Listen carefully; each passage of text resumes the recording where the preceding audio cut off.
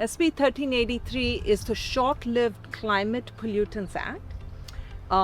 And it's all about sending less organics to the landfill.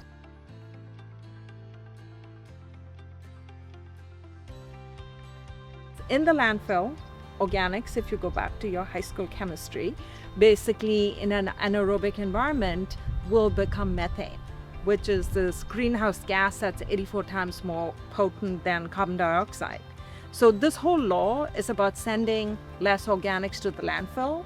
One component is organics recycling, which, as you know, we all have to do now, whether you're a resident or a business or a school or a city.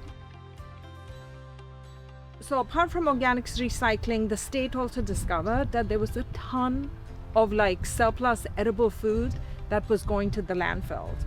And at the same time, 1 in 5 in California are food insecure. So then there was this component of, let's make sure that all these big businesses that have a ton of surplus edible food, let's send it to people in need instead of to the landfill. And so that was the second component of the law.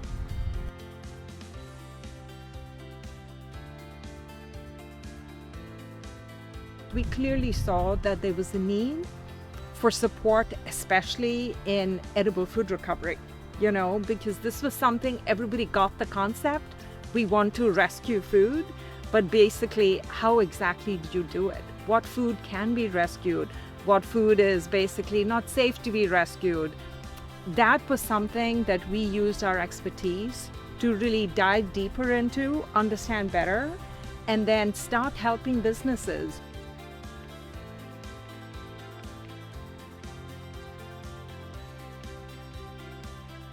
If I tell you you need to do this, but you don't know how to do it, you're not going to comply. But if I tell you you need to rescue food, and by the way, here are the steps you need to do it, here are the foods that need to be rescued, here's how you store it, here's who your partner is, you're much more likely to do it.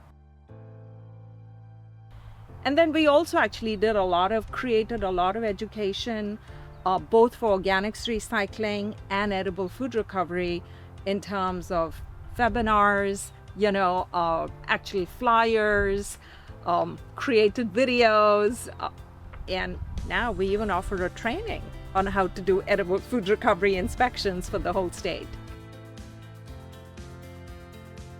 So from a food recovery standpoint, as Jackie shared, 1 in 5 in the state are hungry, while we're still sending so much food to the landfill. So that's what this law, or a component of this law, is going after. So how do you do it?